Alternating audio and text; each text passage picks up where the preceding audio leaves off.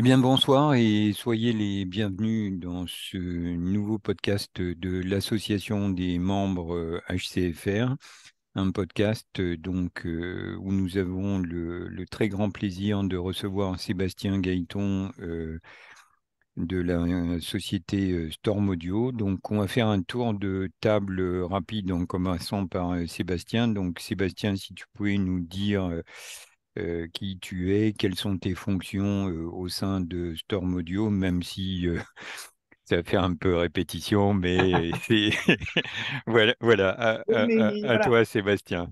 Bonsoir. Il y a toujours de nouveaux adeptes, de connaisseurs, donc c'est important de se répéter.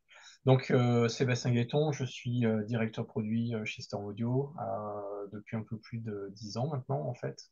Donc, dans l'aventure depuis le début, depuis le passage en mode, on va dire, home cinéma de la société. Voilà, pour ma présentation. Eh ben, merci, Sébastien. On va continuer par David. David, Davrous, vas-y. ouais, Davrous Voilà. sur le forum. Donc moi, j'ai la fonction de superviseur sur la section Home Cinéma. Et je pense que je suis surtout là parce que j'ai l'immense chance d'avoir un Storm Audio, un ISP 16 MK2. Et je joue avec Direct Art depuis quasiment un an maintenant. Et j'en suis ravi. Donc je suis pressé de savoir ce que Sébastien va nous raconter pour me faire encore plus rêver. Ok, tu vas peut-être Euh, m'apprendre des choses du coup. David, qui était la guest star à l'occasion du PAVS Ah oui. 2023, Ouais. quand il y a eu la présentation avec Storm Audio. Voilà. Et puis avec nous également ce soir, Dominique Domine. Dominique. Bonsoir à tous. Dominique sur le forum. Donc, je suis superviseur de la section du cinéma comme David. Et j'ai eu l'occasion, dans le cadre des tests multivoix HCFR, déjà de tester 3 fois des préamplis Storm Audio. J'ai fait les 3 générations de correction d'Irak et puis les 3 générations de produits. Ça a toujours été un plaisir de les tester. Et puis, je remercie Sébastien d'être venu jusqu'en Alsace pour la configuration de Diracart. Donc ça fonctionne bien. Euh, donc voilà, j'attends les nouveautés et les informations avec impatience. Eh bien, merci Dominique et moi-même, je suis Hugo, Hugo S sur le forum. J'ai le très grand honneur d'être le président de l'association des membres HCFR et j'ai moi-même également eu l'occasion à plusieurs reprises d'écouter en Alsace d'ailleurs comment dire, les réalisations et les calibrations faites, magnifiques calibrations faites par Sébastien. Et c'est donc sans plus tarder, de Florence is yours, Sébastien, je t'en prie, à And toi la share you parole. are. Alors, très bien, ok, donc on va regarder ça. Est-ce que vous voyez bien mon écran? Nous voyons bien ton écran.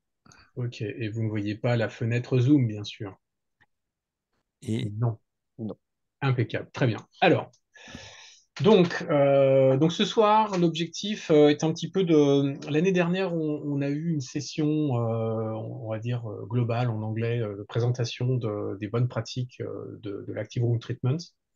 L'idée de ce soir, c'est de faire un peu de revisiter cette présentation pour nos amis francophones, d'y ajouter un petit peu les nouveautés, aussi ce qu'on a pu apprendre et expérimenter à travers le temps. Ça fait maintenant en effet plus d'un an qu'on a Art sur le marché, avec beaucoup de choses qui se sont passées et on a pu apprendre plein de trucs. Donc on va parcourir tout ça ce soir. Donc l'objectif, c'est Art en quelques mots, c'est juste pour rappeler pour toutefois ceux qui nous regarderaient et qui n'ont pas encore connaissance de ce que fait Art. Je reviens juste sur la base vraiment très haut niveau. On va pas rentrer dans du détail technique. Pour ça, il y a les autres présentations qui avaient été faites. On va regarder aussi, parce que c'est important, l'évolution des outils. Donc le 3.10 sort, la version 3.10 de l'outil sort en ce moment. Donc c'est une version bêta, on va en parler aussi. Et associé à ça, Storm Audio, on a sorti une nouvelle version qui est la 4.6.0. Donc c'est important de synchroniser les deux annonces.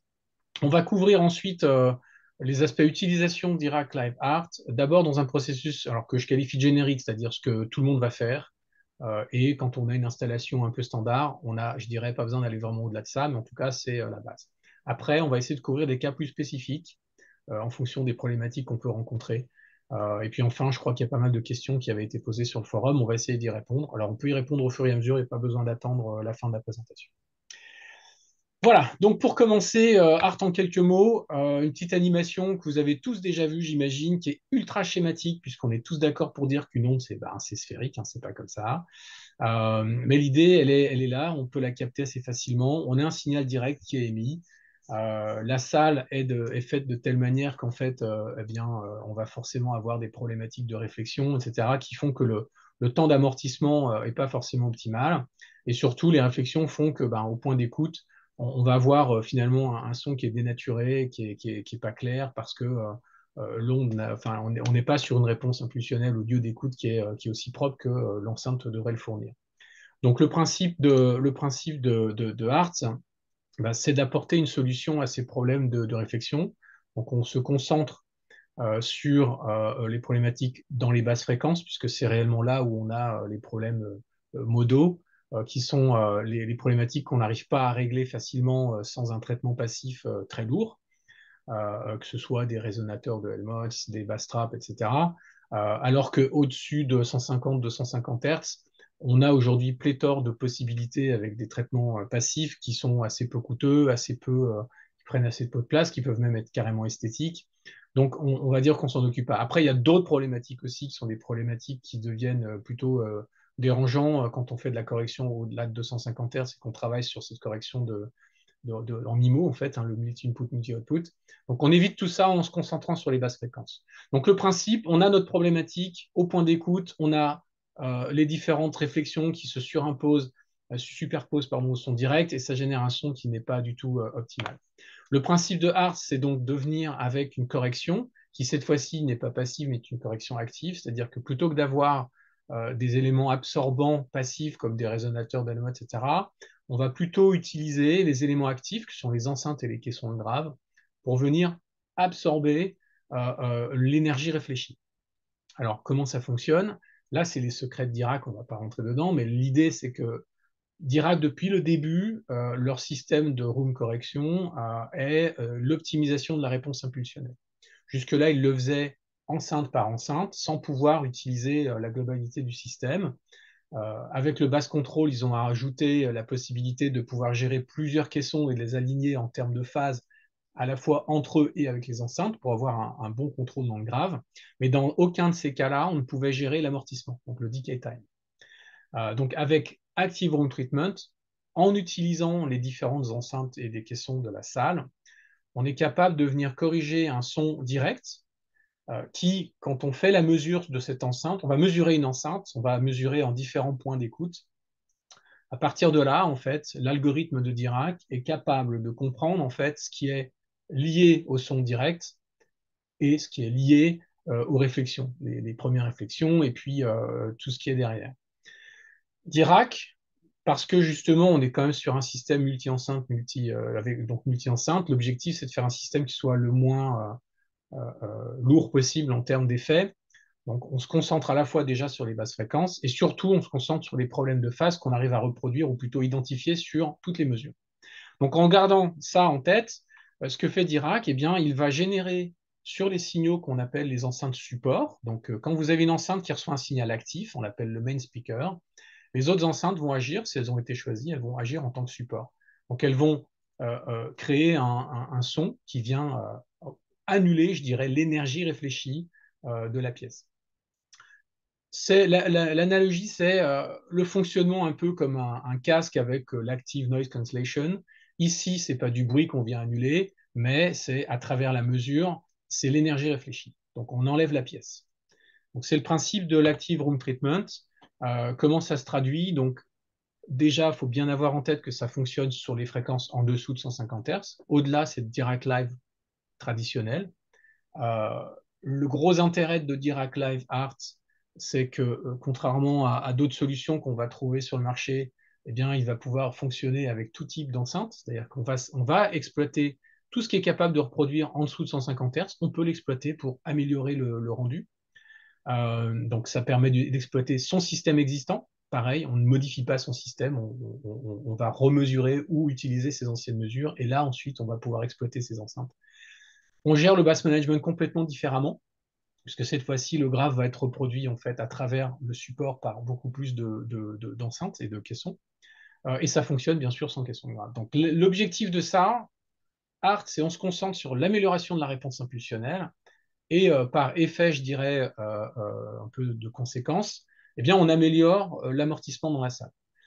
Et c'est particulièrement flagrant quand on regarde la courbe là, qui est donc une courbe de waterfall. Donc, on regarde en fait comment le son s'amortit dans le temps dans la pièce, et on voit bien que l'énergie dans le grave passe de off ici, où on est complètement avec toutes les résonances et du traînage qui est très très long, on passe à un contrôle qui est extrêmement tight. Donc, c'est ce qu'apporte ART. Donc, on réduit la résonance, etc., pas de traitement passif. Et l'intérêt aussi de ce système, c'est que ça fonctionne avec 2 canaux. C'est-à-dire que si vous avez des enceintes large bande en mode stéréo, hi-fi, eh bien, ART va fonctionner aussi. Alors, peut-être pas de manière aussi optimale que si vous aviez plusieurs points dans votre salle, mais déjà, ça fonctionne extrêmement bien. Donc, voilà D'ailleurs, pour les grandes lignes je de peux me ART. permettre, Oui. c'est ce qui est assez rigolo quand on utilise ART, justement, tu parlais d'émissions de chacun des différentes enceintes. Oui. Il y a un truc qui s'appelle le monitoring. Dans le Storm Audio, on peut voir le vumètre. Et au début, j'ai été perturbé parce qu'effectivement, des fois, je jouais, des fois, juste une piste stéréo. Et tu vois bien dans le vumètre en output tous les autres speakers qui sont en train de répondre Oui. pour accompagner la réponse. Donc, c'est assez rigolo à voir aussi si vous voulez tester ça dans le vumètre du Storm. Et il y a un autre truc que moi j'ai constaté, c'est effectivement la réponse impulsionnelle qui est mieux travaillée.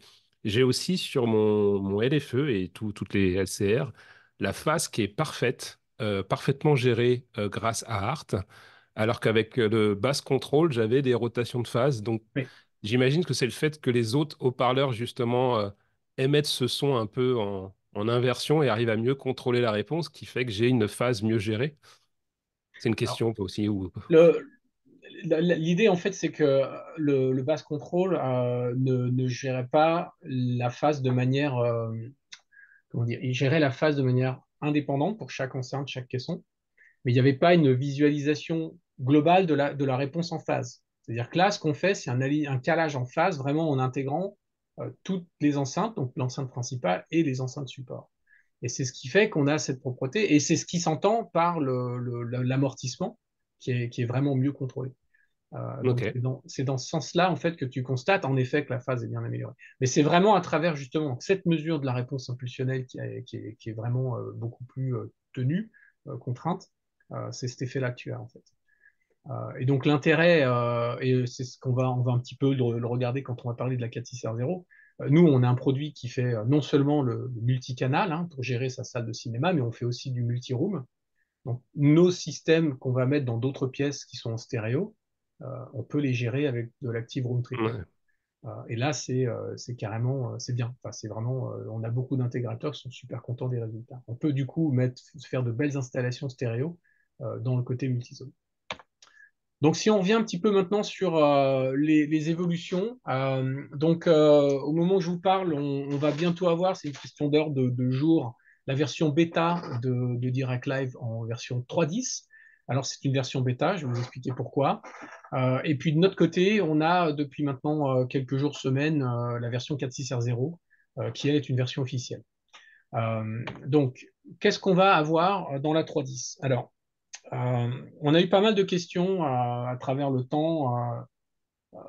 Storm Audio, ça fait donc plus d'1 an maintenant. Enfin, ça fait bientôt même 2 ans, un peu moins de 2 ans. Ça fait les 18 mois, on va dire, qu'on travaille de manière forte avec Dirac sur cette implémentation d'Active Room Treatment. Et à l'époque, du fait du travail assez lourd que ça a impliqué, on avait pu obtenir, je dirais, une certaine exclusivité, donc il devait être jusqu'au mois d'octobre. Il s'avère qu'en fait, on constate tous, hein, il n'y a pas foule dans les autres marques pour venir avec de l'active room treatment. Quand on Euh, parle d'octobre, Octobre Sébastien, c'est 2023. voilà, Ouais, voilà, c'était octobre 2023. voilà. Donc depuis, nous Et n'avons plus donc l'exclusivité. depuis, Depuis, personne ne vient. voilà. Donc nous, on sait très bien pourquoi, mais c'est vrai que c'est peut-être pas très clair au niveau je dirais, du client final. Les raisons, alors il y en a plusieurs en fait, hein. C'est un mix de différentes choses.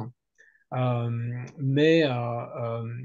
une des raisons, on va dire, une des raisons principales, c'est que justement, parce que Active Home Treatment, c'est la correction optimale de la phase du système, l'alignement temporel, l'alignement en phase, le calage en phase de tout le système.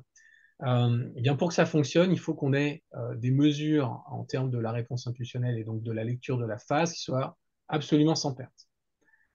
Et il s'est avéré, en fait, ce qu'on a pu constater, c'est que ce qui permettait de faire fonctionner très bien Dirac Live Room Correction ou le Bass Control, eh bien, n'était pas suffisant en termes de qualité de mesure, dans certains cas, pour que ART fonctionne correctement. Euh, il a fallu pas mal de temps pour comprendre ce qui se passait. Et on a fini par mettre en évidence, en fait, que il y avait des problèmes de mesure, des problèmes qui sont liés essentiellement, en fait, à la machine utilisée et aux applications qui tournent. Alors, ce qu'il faut voir, c'est qu'en fait, Dirac utilise un driver, je ne vais pas rentrer dans les détails, mais un driver un peu standard de l'univers PC, enfin, en tout cas, c'est plus au niveau des PC qu'on a les problèmes, mais c'est aussi le cas sur les Mac. Et ce qui se passe, en fait, c'est que, eh bien, la partie audio se trouve parfois interrompue, ne serait-ce que le temps d'un échantillon, mais ça suffit pour flinguer, en fait, la mesure. Et résultat, on se retrouve avec des mesures qui n'ont pas assez, on va dire, de qualité sur la lecture de phase, qui fait que Art ne peut pas corriger de manière optimale. Donc, il a fallu faire en sorte qu'on s'assure que les mesures soient bonnes. Sauf que, en fonction des PC, eh bien, il y avait ces problèmes d'interruption. Donc, ce qu'on a pu constater, c'est que maintenant, on a identifié très clairement d'où vient le problème. Donc, Dirac a travaillé sur les derniers mois pour mettre en évidence comment déterminer, comment mieux juger si une mesure est bonne ou pas. Parce que dans l'histoire, on avait aussi des faux négatifs. Donc il a fallu faire le tri entre ce qui était donné par l'outil comme étant négatif, mais qui en fait s'avère suffisant pour faire la mesure.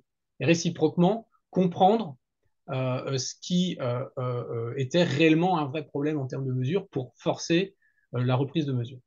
Donc, plusieurs améliorations ont donc été apportées sur la 3.1.0, mais ce qui s'est passé, c'est que cette situation a poussé quand même Dirac à dire on a des discussions en cours avec en effet d'autres marques.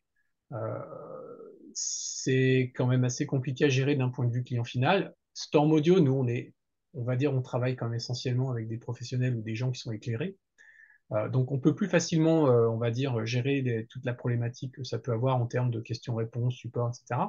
Donc, il n'y a aucun problème. Et c'est pour ça qu'on a commencé à faire Art, nous, Storm Audio, et non pas d'autres. C'est parce qu'on a vraiment une plateforme à la fois hardware, software, mais aussi de rapport à la clientèle, de rapport aux clients intégrateurs, que ça permet de gérer ce type de problématique. Donc, on est venu au cours des mois derniers avec des différents fixes qui ont été essayés en parallèle avec ces clients-là, qui sont avérés très positifs. Donc, c'est ce qu'on a mis en œuvre dans la version 3.10. Donc, en l'occurrence, donc, un meilleur algorithme qui permet de définir la qualité de la mesure. On est toujours sur la nécessité d'avoir 3 bonnes mesures minimum pour pouvoir juger, on va dire de manière minimale mais suffisante, la qualité des mesures et de la phase. Et enfin, il faut absolument par contre que sur le point d'écoute de référence, donc le RSP, on soit absolument parfait. Donc ça a été une première partie de ce qui a pu ralentir, je dirais, l'intégration chez, on va dire, sur d'autres marques.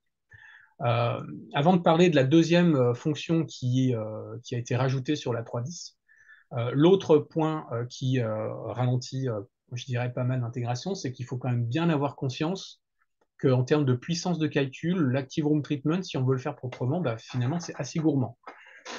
Donc là, encore une fois, notre plateforme hardware, nous, on l'avait taillée à l'époque, et maintenant en 2016, suffisamment large en termes de puissance, de ressources, pour pouvoir, j'allais dire, aller jusqu'au bout de ce type d'implémentation. Et donc, Active Room Treatment, c'est avéré possible chez nous. Et c'est plus délicat d'un point de vue filtrage, implémentation. En gros, c'est pas moins de 500 filtres pour que ça fonctionne. C'est pas sur n'importe quelle machine que ça va fonctionner. Donc après, il y a ces obstacles-là. Clairement. Donc après, le troisième élément qui fait que je pense il n'y a pas beaucoup de marques qui aujourd'hui veulent se précipiter dans cet outil, c'est qu'en fait, c'est un outil qui, contrairement au Room Correction ou le Bass Control, sur lequel on était vraiment sur j'appuie sur un bouton et ça se passe, l'Active Room Treatment a beaucoup plus de flexibilité dans les réglages. Et cette flexibilité, bah, il faut être à même de pouvoir l'expliquer et former les clients. Donc on en revient encore dans la même problématique. Storm Audio, on est une marque du résidentiel, une marque d'intégration avant tout. Nous, aujourd'hui, on passe pas mal de temps à former nos intégrateurs. On a créé des tutoriels, on a toute une base de connaissances sur notre site web qui donne, je dirais, les bonnes pratiques. Et ça, bah, pour des gens qui ont l'habitude de calibrer, bah, c'est facile à prendre en main. Par contre, un client lambda qui n'a fait que jusque-là un room correction, ça peut être peut-être un peu plus compliqué. Donc derrière, pour ces marques, bah, il faut être capable d'assumer la quantité de support que ça peut impliquer. Voilà, s'il y a beaucoup de questions qui viennent de la clientèle. Donc, je pense que ça aussi, ça contribue Donc, c'est tout un tas de choses qui font qu'en fait, Active Home Treatment, ça reste quand même une solution, on va dire, professionnelle. On n'est pas dans une solution qui est ultra grand public, ça c'est clair, faut être vraiment clair, parce que il y a quand même dans l'utilisation et dans les réglages, il faut quand même avoir un petit peu d'expérience. Euh, Moi, je pense que c'est ce qui a fait que ça s'est pas mal compliqué pour les autres marques qui pensaient pouvoir venir sur l'Active Room Treatment beaucoup plus simplement. Il s'est avéré que non. Donc bon, pour nous, bah, c'est tant mieux dans le sens ça vient juste confirmer le fait que ben ouais, c'est pas si simple. Hein. Si c'était simple, ça se saurait. Et l'autre point, bah, c'est aussi parce que bah, on a une clientèle qui est plus professionnelle. Maintenant, juste quand même pour rassurer ceux qui voudraient tenter le pas en allant eux-mêmes vers un Storm Audio. Euh, Dans l'utilisation qu'on va regarder, là, on va parcourir une utilisation générique, ça reste quand même assez simple à régler.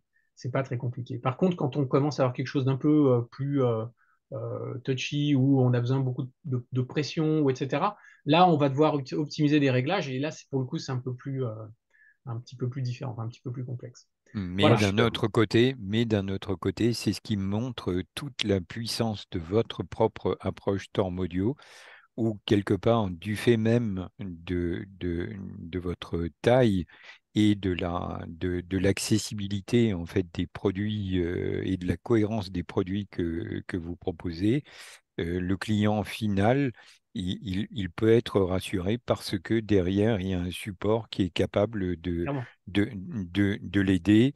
Voilà. Et il faut le dire clairement, aussi clairement que ça, je pense. Et puis, même effectivement, sur le thread HTFR, on est plusieurs à gérer nous-mêmes notre storm.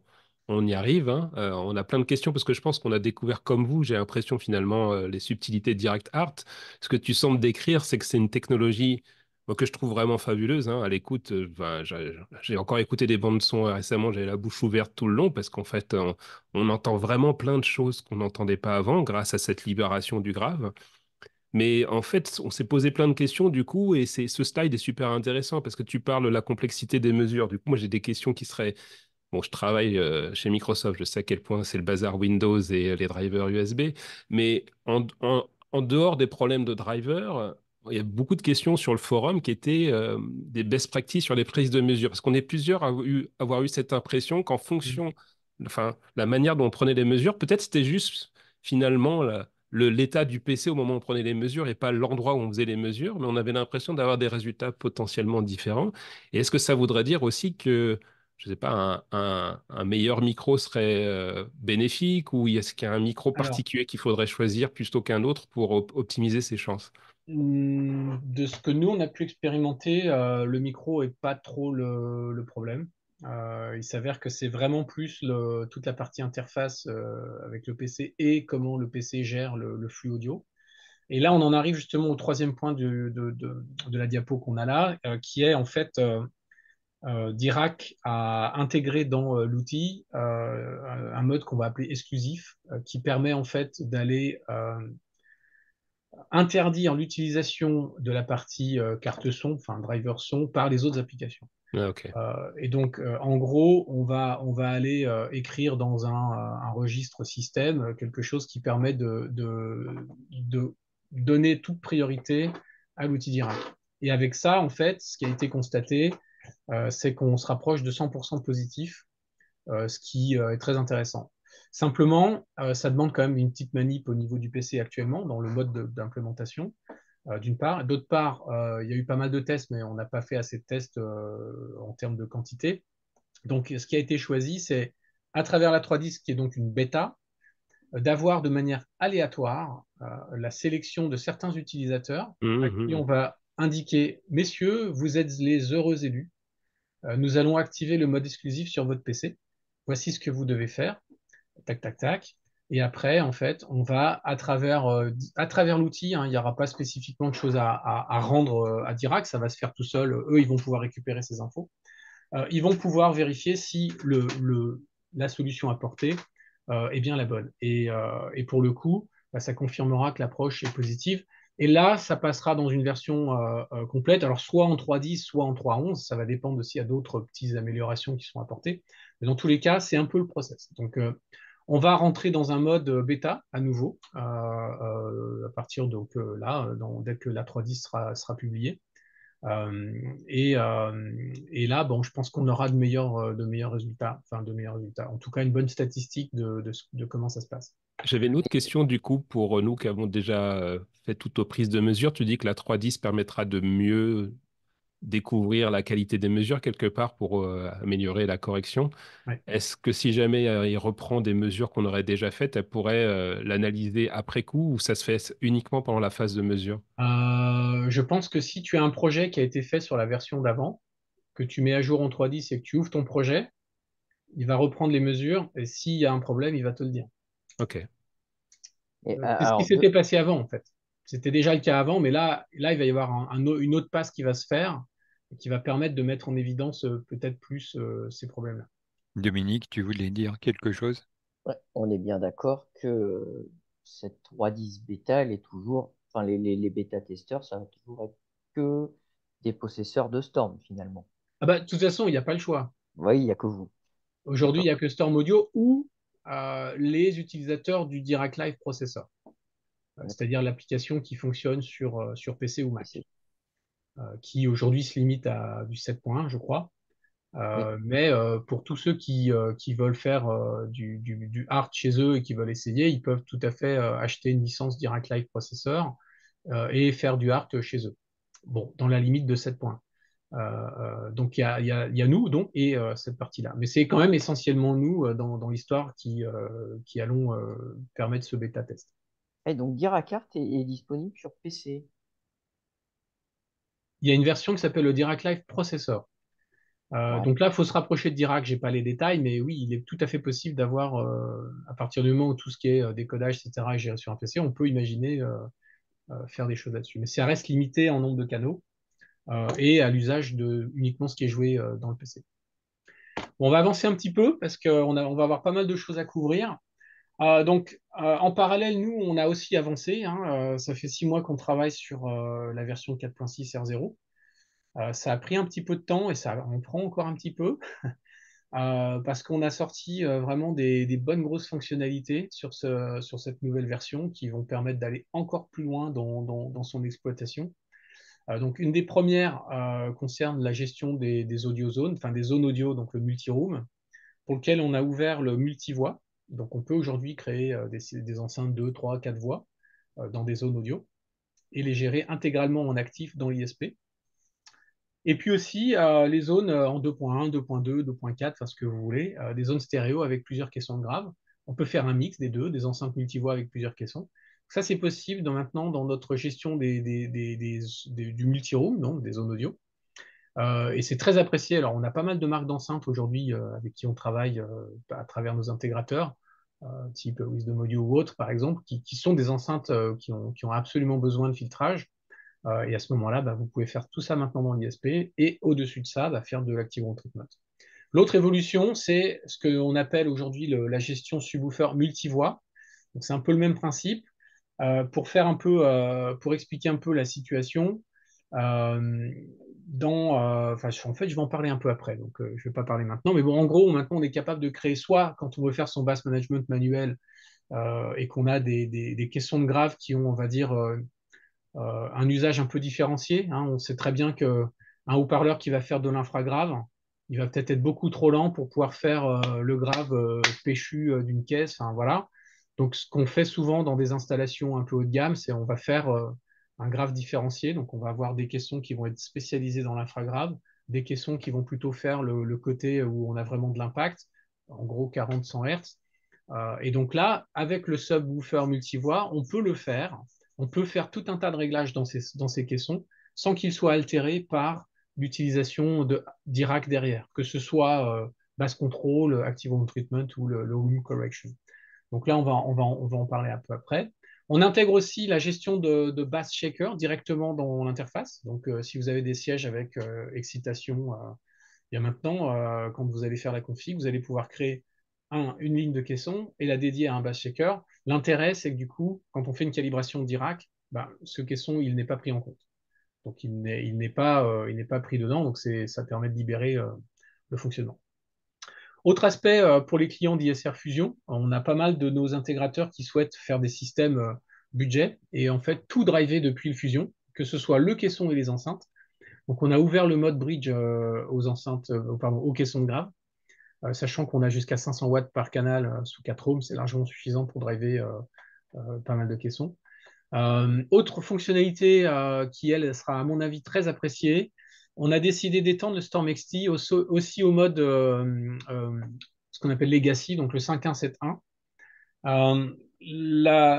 L'analyse est qu'il y a pas mal de salles dans lesquelles on va aller en 9 ou en 11.1 par exemple, pour lesquelles on peut avoir plusieurs canaux surround ou des canaux wide qui sont mal exploités en fait pas exploités quand on est en 5.1 ou en 7.1 natif.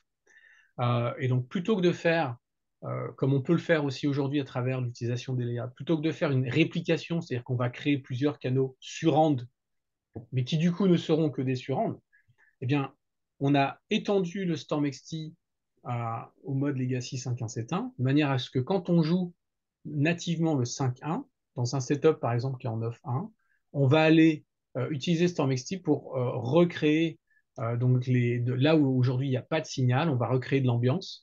Donc on va avoir vraiment une immersion qui va être beaucoup plus smooth d'une enceinte à l'autre. Je dirais plus d'enceintes silencieuses, ce qui est quand même plutôt appréciable quand on investit dans un système avec beaucoup d'enceintes. C'est pas parce qu'on joue en natif du 5.1.7.1 qu'on peut pas avoir le plaisir d'avoir tout. Mais ça fonctionne du coup mieux que la réplication puisque on le fait de manière intelligente. On va pas faire le signal direct n'est pas reproduit. On va se concentrer sur le signal diffus. Ça Et enfin, m'intéresse beaucoup, mais du coup, c'est Ouais. quoi la différence avec le DTS Neural X, du coup? alors la différence, c'est que le Neural X, lui, il va faire un upmix vers toutes les enceintes, y compris les canaux de plafond. Supérieur. D'accord? Ah, d'accord. Là, le Storm XT, lui, fait juste Sur le bed, quoi. Ok. sur le bed. C'est-à-dire que si vous voulez rester sur, bah, moi, j'ai envie d'écouter mon film tel qu'il a été enregistré, vous avez la possibilité quand même d'exploiter mieux vos enceintes en bas. Alors après, vous l'activez pas, c'est un choix, mais là, vous en avez maintenant l'opportunité. Et ça permet de régler. C'est une fonctionnalité que je trouve superbe, vu que je suis un très très grand, personnellement, à titre personnel, je suis un grand utilisateur des wide et une telle fonctionnalité, on en a parlé il y a très très longtemps de ça. Vous l'avez fait. Je voyais un peu Oro 3D faire quelque chose comme ça, vu le côté superbe de l'Oromatic. Mais avec le Storm XT, que l'on puisse faire ça, c'est vraiment magnifique. Et bravo à vous. Ah, Non, moi, je dis merci parce que je l'avais demandé depuis mon premier test de Storm. J'avais Et dit, ben voilà, tu vois, non, mais on écoute, hein. regarde. Merci, Dominique. On écoute, ça peut prendre un peu de temps parfois, parce qu'on est comme toute boîte, on doit donner des priorités, mais là, on a non, mais décidé. ça arrive, c'est ça qui est super bien, y compris sur les anciennes machines, parce qu'il faut quand même Oui, reconnaître oui, oui, que. c'est bien entendu, c'est rétroactif. Et le dernier point qu'on a amélioré, donc c'est on a plus de flexibilité sur le CEC. Donc maintenant, on peut choisir vraiment quelle partie du CEC on veut activer dans notre produit. Donc, je ne vais pas rentrer dans le détail, c'est pas l'objet du jour. Donc maintenant, ceci étant dit, ce qui est plus centré sur, je dirais, l'utilisation d'Irak, c'est le fameux subwoofer multivoix. Alors pourquoi ceux qui ont utilisé Dirac par le passé et qui créaient des groupes de caissons se sont aperçus qu'en fait, bien avec Art, on ne peut plus gérer ça comme ça. C'est-à-dire qu'on ne peut plus faire de réplication et créer un groupe dans l'ISP et le présenter à Dirac. Pour des problématiques de filtrage liées à ART, ce filtrage matriciel qui est nécessaire ne peut pas fonctionner dans ce cadre-là. Donc, à quel moment c'est nécessaire de pouvoir gérer du multivoie? Donc, je l'ai expliqué tout à l'heure, c'est quand on veut faire du bus management multi-étage, c'est-à-dire qu'on veut séparer différentes gammes de fréquences dans le grave. Et du coup, et c'est là que c'est intéressant, c'est un des cas de figure qui a été testé plusieurs fois l'année dernière, c'est quand on souhaite pressuriser plus la salle dans le grave, de par le fonctionnement de HART, en fait, qui met quand même la bande passante globale sur le caisson principal, eh bien, on pouvait se retrouver avec une certaine, on va dire, une certaine limite si le caisson n'était pas assez capable de SPL globalement. Donc, on a créé cette possibilité. Donc, maintenant, on peut créer des groupes, des arrays de subwoofers qui vont acter de concert pour créer un front d'onde, en fait. Et à partir de là, si on a d'autres caissons dans la pièce, eh bien, eux vont venir en compensation. Donc, c'est l'objectif. L'idée étant, ce que je mets en mot attention, c'est que, en effet, le premier caisson qui est présenté à Dirac-Art, c'est celui qui apporte la contribution principale en termes de pression acoustique. Et dans certaines salles, en fonction du niveau d'écoute, on peut se retrouver un peu limité. Donc maintenant, on peut faire du multivoix ou du multisub et on va le présenter à Dirac. Et ça apporte vraiment de grosses différences en fonction des installations. Alors, ce n'est pas toujours nécessaire, mais ça peut s'avérer utile dans certains cas.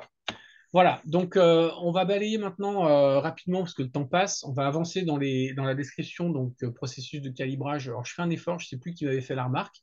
On ne dit pas calibration, on dit calibrage en français. Donc, donc j'ai fait l'effort de le mettre.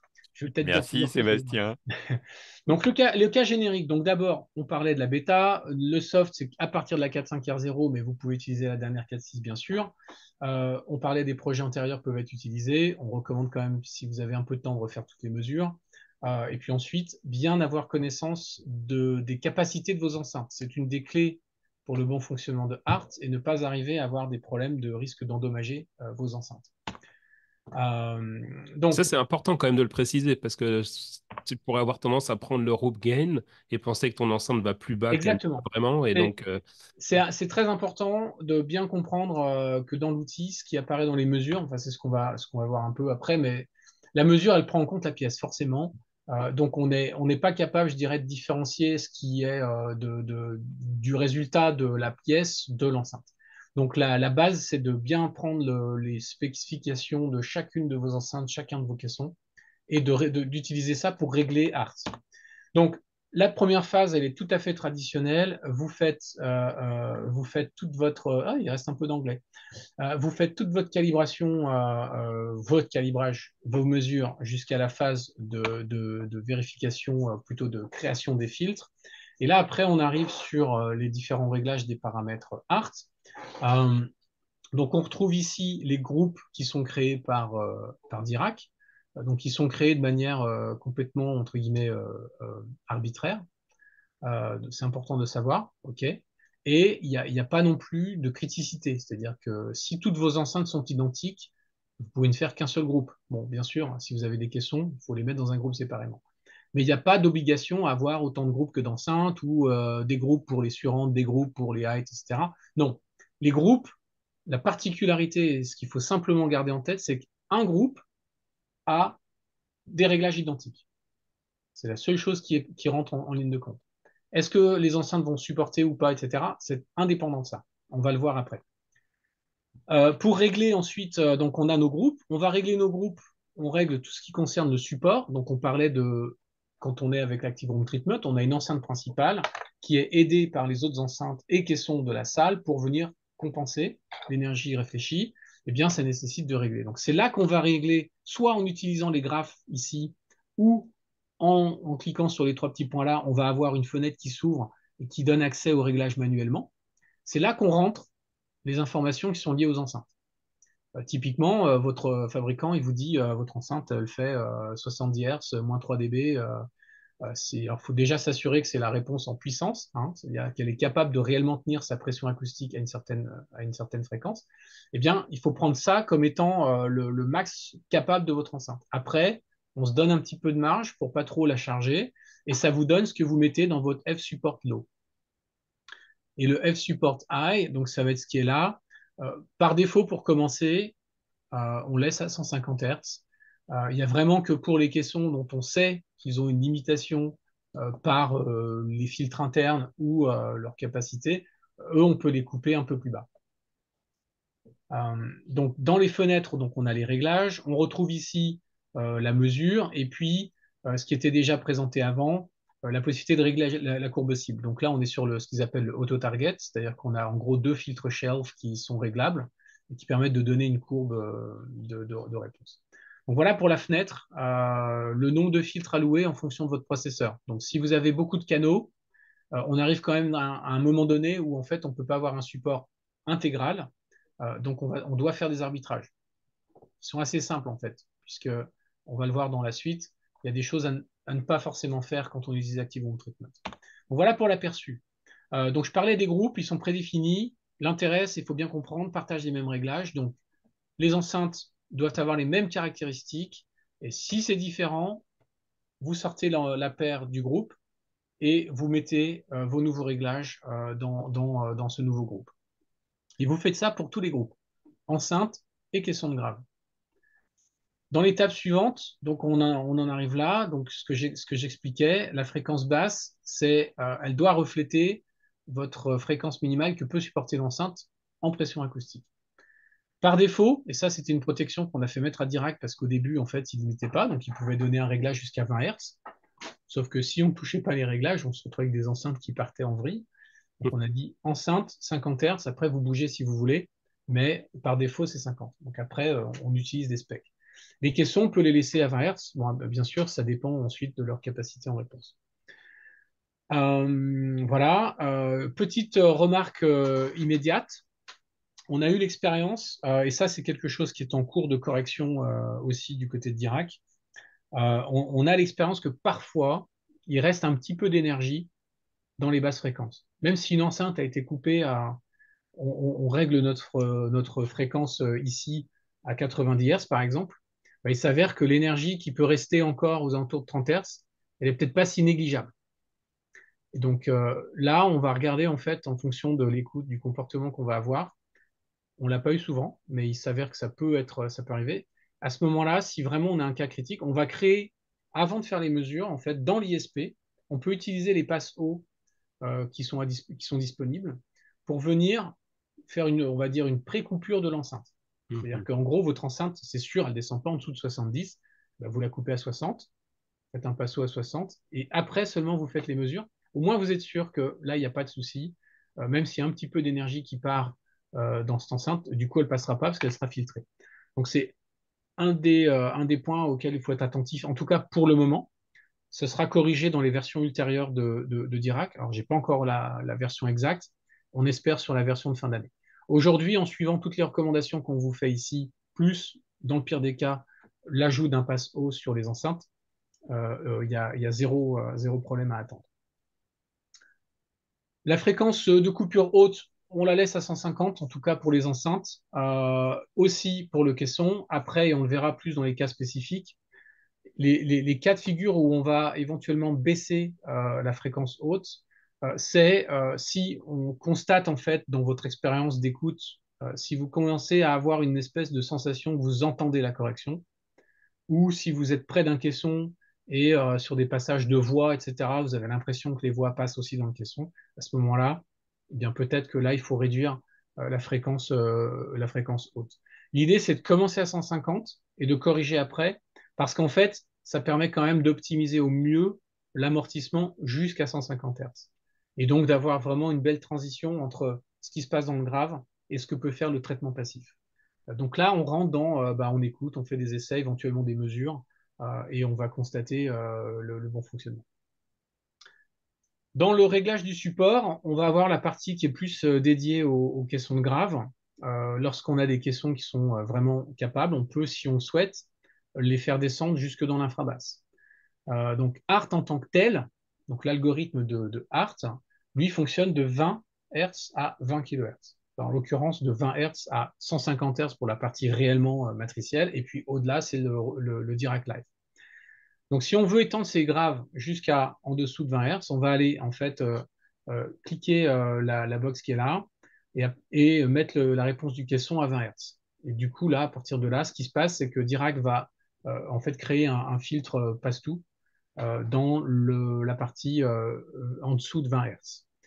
Alors, il peut y avoir, en fonction des systèmes, un très léger accident dans la correction, dans la zone de transition, et qui peut nécessiter pardon, qu'on refasse des petits réglages sur la courbe cible pour venir compenser.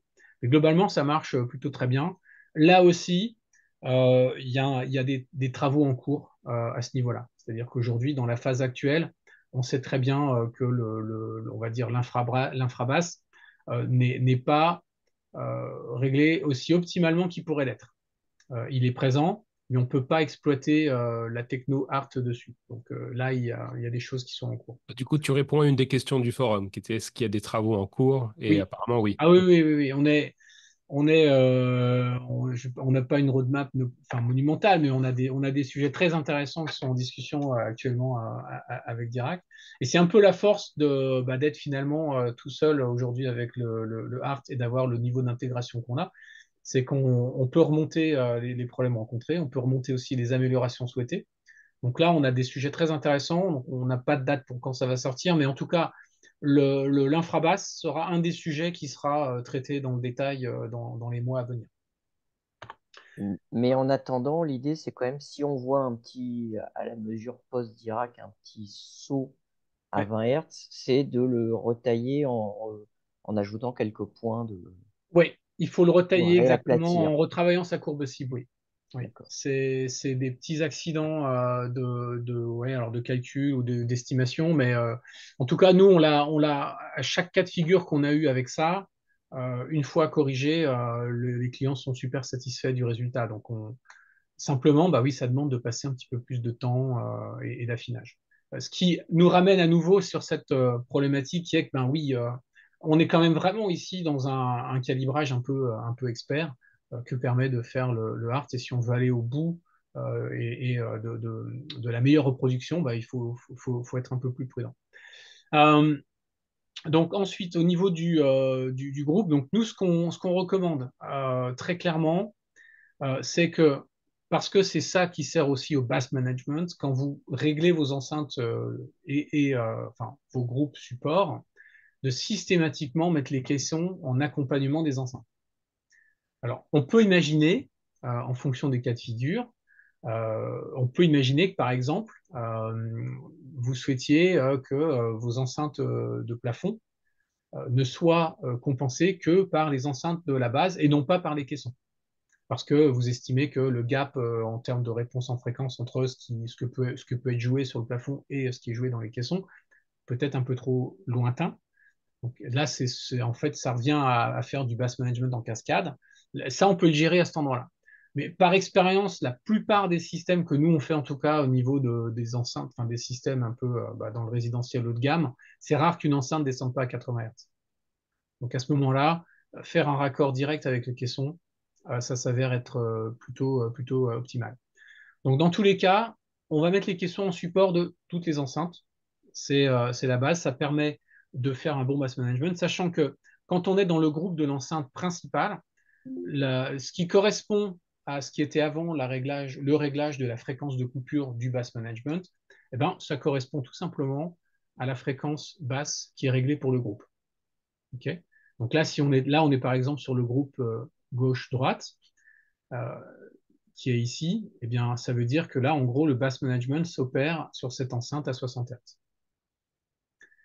Euh, donc, il y a un lien entre la fréquence de bass management, je dirais, et la fréquence de support. C'est intéressant ce que tu Simplement, disais sur les Atmos, sur enfin, les enceintes de hauteur, sur le fait que potentiellement vous voulez les gérer différemment. Moi, je m'étais posé une question, c'était savoir s'il y avait un intérêt justement de ne pas sursolliciter les caissons pour qu'ils se concentrent sur le signal principal. Il n'y a pas un effet de leur demander de supporter finalement tout le layout. Est-ce que ça peut pas, est-ce qu'il peut ne pas être moins bon du coup à aider les LCR si jamais d'un seul coup il y a un truc qui se passe dans les Atmos, tu vois, je m'étais posé cette question-là. ouais, c'est une bonne question, c'est à vérifier. Maintenant, Maintenant, c'est quand même assez peu différent de ce qu'on faisait déjà avec le Bass Management, puisqu'on a déjà à gérer, enfin, les caissons ont déjà à gérer le grave qui vient de toutes les enceintes qui sont filtrées. Là, après, Mm. ça va aussi dépendre de la capacité des enceintes à gérer plus de pression acoustique dans le grave. Sachant que tout est relatif, il faut bien comprendre que toute cette notion de support, on est systématiquement dans des niveaux qui sont en gros en relatif, on est de l'ordre de 20 dB en dessous. Mhm. Ok. Donc ça reste de toute façon assez limité. Alors bien sûr, quand vous commencez à écouter, je sais pas, peut-être aux alentours de 100 dB de pression, hein, ce qui est le niveau max qu'on peut attendre d'un système, bon, là forcément les enceintes sont contraintes. Mais c'est pas le cas la plupart du temps.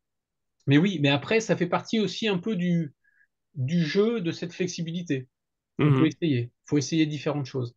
Une chose est certaine, on ne recommande pas. Alors, est-ce que j'en parle dans. Voilà. Une chose est sûre, c'est que quand on est sur le groupe de caissons, là, nous, par expérience, en fait, ce qu'on a pu constater, c'est que si on apportait trop d'enceintes support pour supporter les caissons, euh, comme qui dit enceinte support dit bah, il va y avoir une correction du signal qui est joué dans le caisson, bah, on se retrouve avec le LFE qui est compensé dans plus d'enceintes et on peut avoir une espèce de sensation de trop de présence de LFE.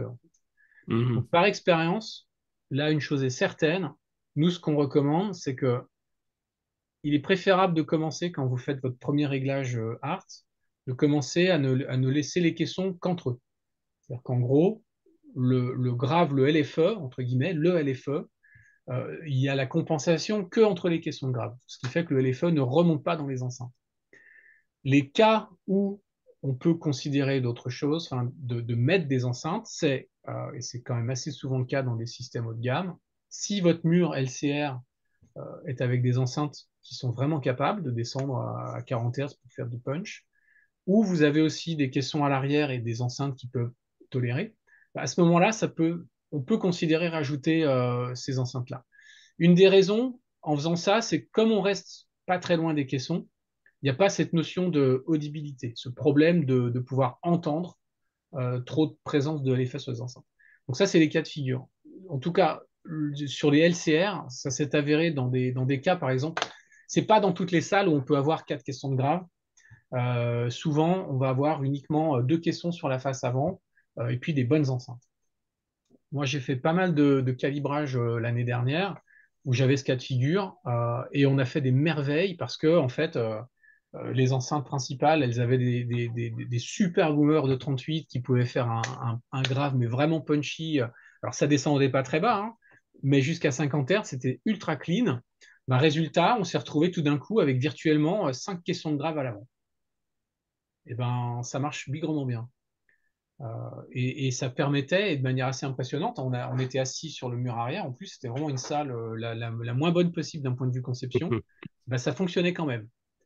Alors on avait un petit peu plus de pression bien entendu quand on était à l'arrière, mais c'était propre. Et ça, c'est une des qualités que Art permet, c'est que vraiment ça s'adapte à votre système. Donc là, là-dessus, c'est clair. Donc bon, par contre, il faut être certain que ces enceintes tolèrent, parce que le LFE, hein, on est quand même, on est globalement le LFE sort plus 10 dB Mhm. au-dessus du reste. Donc le concept de pression, il est vraiment présent. Voilà pour les Si grands. tu me permets, Oui, Sébastien, oui, encore une fois, là, ce qui est abordé, c'est vraiment des installations de très très haut niveau.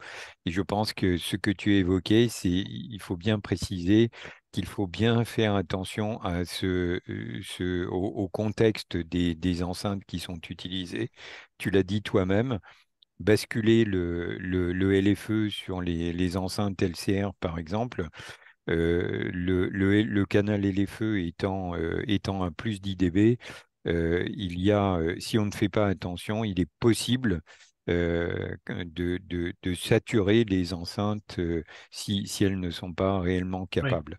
Donc, encore une fois, c'est une formidable opportunité, une possibilité, mais encore une fois, là, il faut faire attention à ce qui est fait. Enfin, je pense que c'est quelque chose qu'il faut dire clairement.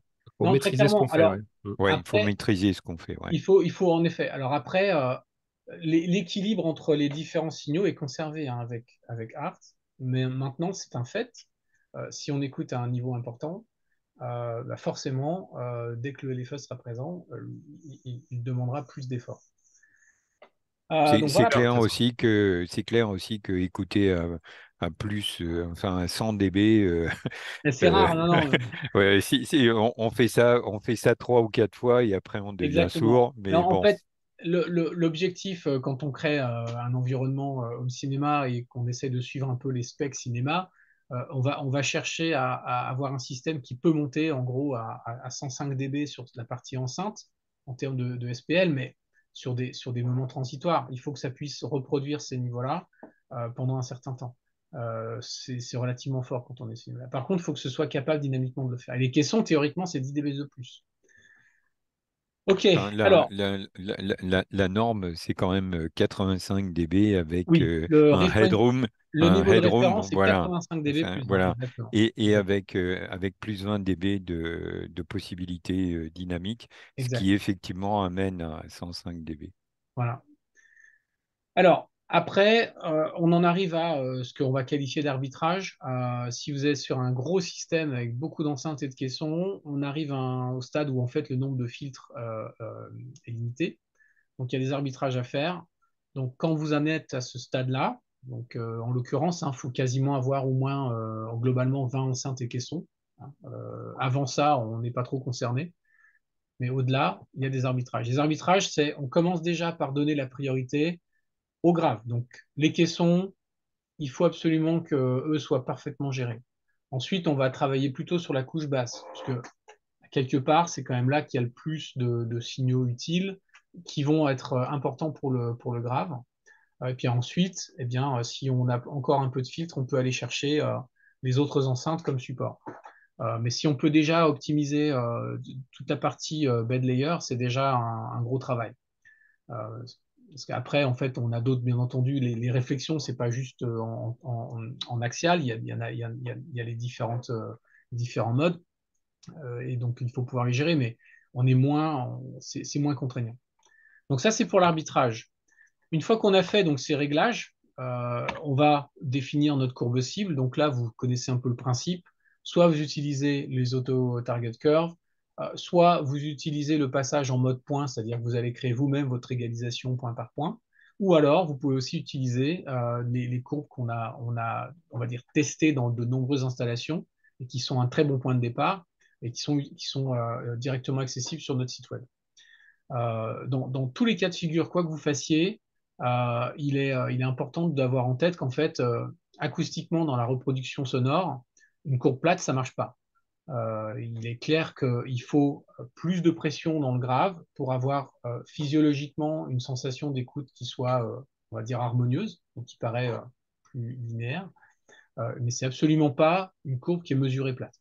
Donc, il y a des préconisations qui sont faites. Nous, on en a fait une. Elle reprend tout ce qui avait été fait comme étude avec Harman, Flotoul et Enco. Donc, il n'y a rien de nouveau. C'est juste, on applique ce qui fonctionne. Voilà, une fois que vous avez fait ça, bah, vous pouvez avancer sur le calcul des filtres, l'export des filtres. Vous créez le nom d'un profil qui va donc être votre profil de calibrage qui sera envoyé à l'ISP que vous allez sauvegarder et qui va vous permettre de créer un nouveau preset qui va faire appel à votre signal, à votre profil de calibrage que vous avez fait auparavant. Donc là-dessus, pour les utilisateurs Storm, c'est enfin, rien de très compliqué. La nouveauté, c'est que on a créé avec la 4.6, on a mis en place une auto-création de presets, c'est-à-dire que dès que vous créez en fait un nouveau profil, on va générer automatiquement un preset. C'est pour simplifier le nombre d'étapes, qu'il n'y ait pas systématiquement besoin d'aller sur la page. Donc là, on a vu le côté générique. Je pense que le plus intéressant, c'est ce qui va venir maintenant et ça pourra générer d'autres questions. Je peux revenir à tout moment sur ce qu'on a vu avant, mais je pense que c'est surtout ce qu'on va regarder maintenant qui va être utile, les cas particuliers. Donc tout d'abord, ce qu'il faut voir, c'est que quand on utilise l'outil par défaut, Dirac fait en sorte qu'en gros, on a une énergie de compensation qui est uniformément distribuée dans toutes les enceintes. D'accord? Donc on cherche à faire en sorte qu'il il n'y ait pas de plus d'énergie de grave à un endroit plutôt qu'à un autre. Mais il est possible de les modifier, ces équilibres-là, et il y a plusieurs façons de le faire et surtout plusieurs raisons de le faire. La première, c'est ce qui est souvent souhaité, c'est qu'est-ce qu'on peut faire avec Art pour avoir une sensation d'avoir, par exemple, la pression qui semble venir vraiment du frontal avec plus d'impact. Parfois, le fait qu'on soit vraiment trop proche d'une enceinte, ben, on veut pouvoir en atténuer le support, le niveau de support, la fréquence et le niveau. Ou alors, là, c'est quand on veut vraiment s'amuser avec Dirac et jouer sur quelles sont les flexibilités possibles. On peut créer du graphe directionnel avec Active Room Treatment. Ça demande pas mal de taf en termes de réglage, mais on peut faire vraiment ce qu'on veut avec, en fait. Donc là, c'est ce que je vais vous expliquer. Dans tous les cas, il faut bien avoir conscience que dès lors qu'on touche au niveau, etc., ben, on vient directement jouer sur la capacité d'améliorer l'amortissement. Il faut savoir quand même que par défaut, l'Active Room Treatment, on va dire qu'il est, alors il n'est pas à la limite du trop sec, mais on est sur un graphe qui est enfin qui est quand même très sec, qui est vraiment très nettoyé. Donc jouer sur ces libertés de réglage, si ça altère, ça va juste redonner un petit peu plus pas de traînage, mais un petit peu plus d'énergie dans le grave, dans le temps.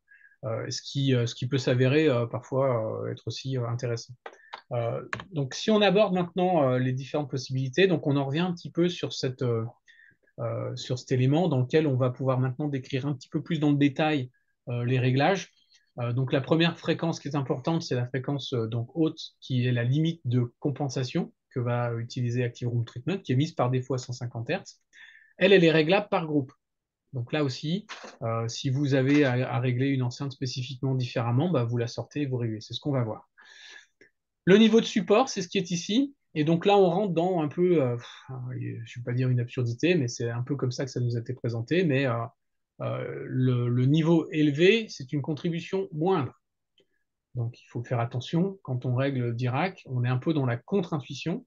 Donc en l'occurrence, quand on est à moins 6 dB, ben, en fait, on est sur une capacité de support réduite.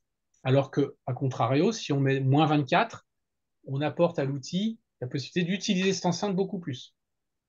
Une fois que c'est bien clair dans votre esprit, c'est plus facile de bien régler tout ça. Voilà, donc ensuite sur les F-supports, ce que j'expliquais, c'est que quand on est sur les enceintes, le groupe principal, donc ça correspond, la fréquence basse correspond à la coupure type bass management. Et pour les caissons, eh bien là, c'est la coupure plutôt passe-bas du caisson. Voilà, donc ça, c'est les éléments de réglage sur lesquels on peut jouer.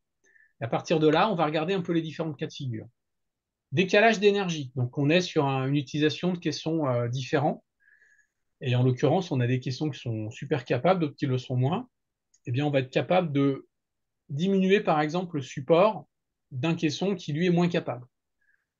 Et au contraire, venir apporter plus de soutien sur une zone de fréquence. Donc, on va, pour ça, pour pouvoir le faire, il ne faut pas laisser les groupes dans un même et seul groupe, les subs dans un même et seul groupe, il faut les séparer. Et on va mettre ensemble les caissons qui sont de même nature. Donc, si vous avez deux types ou plusieurs types de caissons, bah, vous allez créer autant de groupes que vous avez de types de caissons.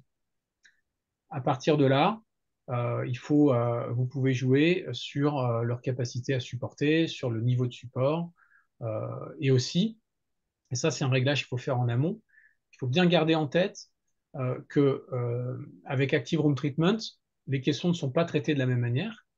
Le caisson principal est celui qui reçoit, je dirais, l'énergie de manière globale sur toute la gamme de fréquences du LFE, donc en gros jusqu'à 150 Hz, alors que les autres, ils vont contribuer à apporter une réponse optimale dans la zone d'écoute jusqu'à 150 Hz, mais comme ils vont contribuer, c'est-à-dire qu'en gros, ils peuvent se retrouver à ne jouer qu'une partie du spectre.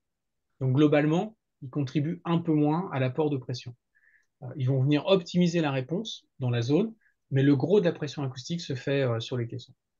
Donc là, on va s'assurer d'abord que, avant de se lancer dans Art, on s'assure que le subwoofer qui est présenté comme numéro 1 à Dirac est bien le premier dans la configuration dans l'ISP, c'est bien le premier de la liste du Dirac Setup. Donc là, pour ceux qui sont familiers avec le produit, vous avez un endroit, alors je pourrais peut-être le montrer tout à l'heure si vous souhaitez, mais en gros, vous avez la possibilité de dire, bah voilà, ce caisson-là, je veux que ce soit le numéro 1 de la liste, tac, vous changez l'ordre, vous le mettez au début, et c'est réglé. À partir de là, c'est lui qui recevra toute la correction. Je pense que c'est un truc important à savoir parce que moi, je l'ai découvert au fur et à mesure en faisant mes tests. Oui, J'ai découvert que le main sub, il jouait toute la gamme. Et quand je testais les autres, au début, je me disais, mais les autres, ils sont malades, je comprends pas, ils jouent pas le truc. Et j'ai oui, compris qu'en fait, c'était juste un support. Et du coup, je pense que c'est important de bien choisir celui que tu mets en main et de bien le placer, du coup, c'est pour ça. qu'il ait l'impact le plus important possible. Exactement. Donc il y a deux endroits où on peut le faire. C'est quand vous faites votre configuration speaker, quand vous allez définir, vous avez après la possibilité de faire l'output mapping. Donc, vous pouvez ici vous assurer que le premier caisson de la liste est bien le caisson principal. Si vous n'avez pas l'opportunité de le faire là, vous pouvez le faire dans le Dirac Setup comme je l'expliquais. L'important, c'est de le faire avant d'aller dans Dirac. Donc voilà, donc ça c'est le premier cas d'usage. Donc ensuite, donc là, donc le premier, ce cas-là, on est d'accord, hein, on va différencier, on va s'assurer que le caisson principal est bien le bon, et on va s'assurer que s'ils ne sont pas de nature différente, on peut régler les supports comme on veut.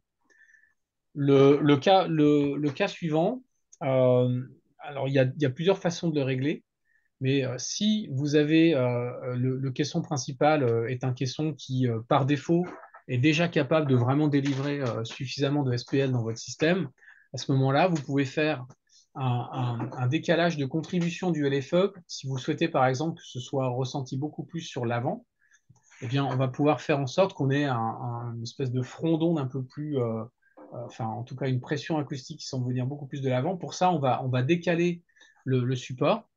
Donc, on va séparer, admettons que vous avez deux caissons à l'avant, deux caissons à l'arrière. Le principe, il est simple, c'est on va séparer le deuxième caisson avant, on va le mettre dans un groupe séparément, et on va lui diminuer son support. Donc, on va augmenter le niveau de réglage.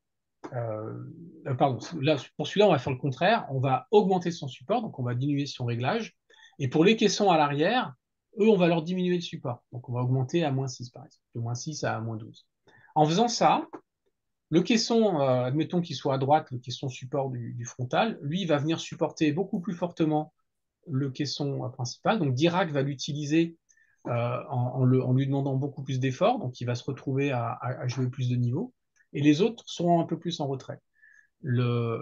Et donc ça, c'est une première façon de le faire. Après, on peut aller encore plus loin, c'est ce que j'expliquais tout à l'heure. Vous pouvez aussi ajouter vos LCR si ils sont capables de gérer suffisamment de niveaux dans le bas du spectre. Là aussi, vous pouvez mettre -24 par défaut si vous voulez vraiment qu'il y ait de l'impact. Sinon, vous laissez le réglage par défaut à -18 plutôt que -24. Donc là, on peut jouer là-dessus. Donc ça, c'est une façon de le faire.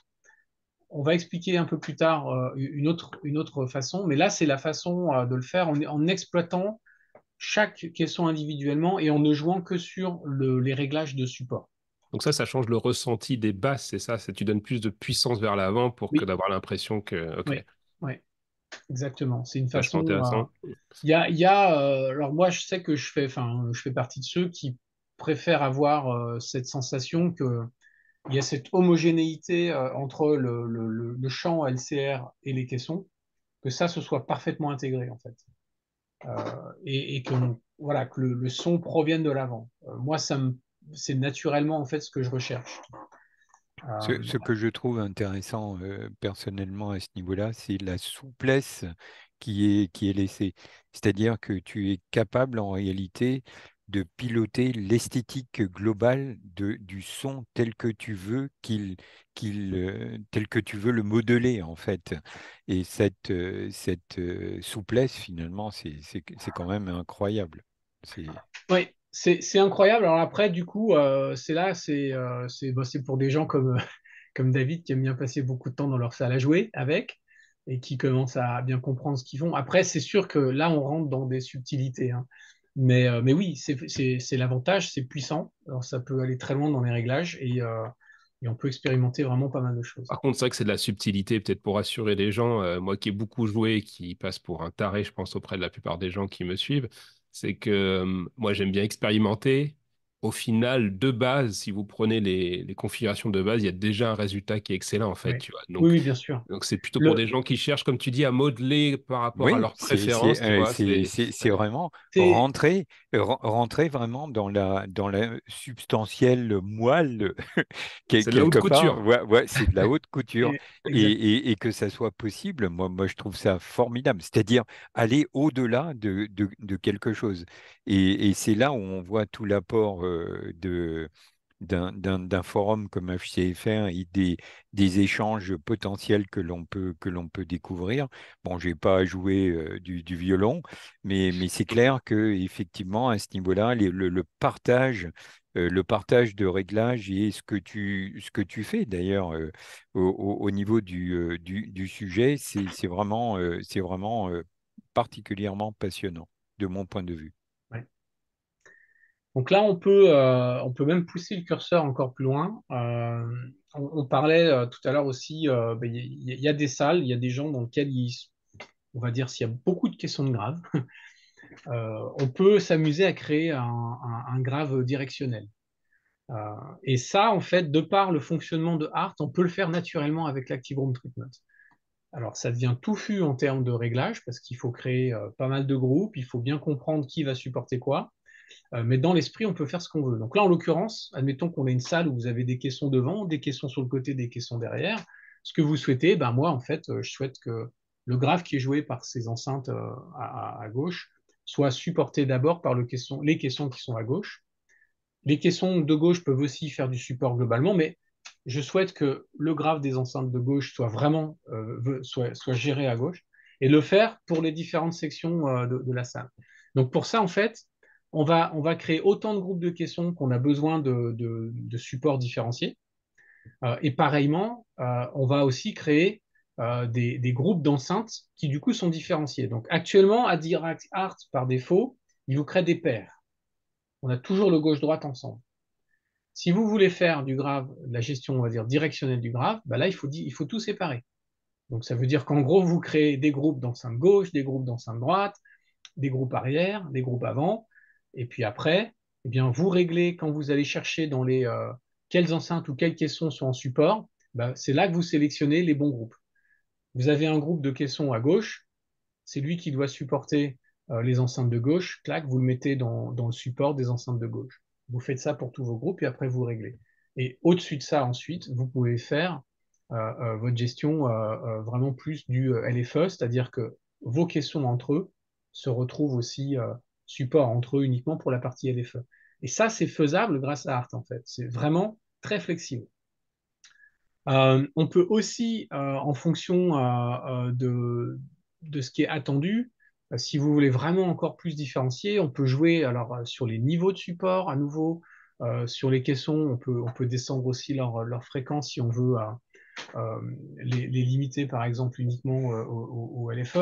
Enfin, il y a plus, il y a beaucoup de choses possibles à ce niveau-là. Donc ça, c'est un autre cas de figure. Alors on le voit, enfin honnêtement, moi je l'ai pas encore expérimenté chez des clients. Nous, on l'a exploité ici pour s'amuser, pour vérifier que ça fonctionne bien.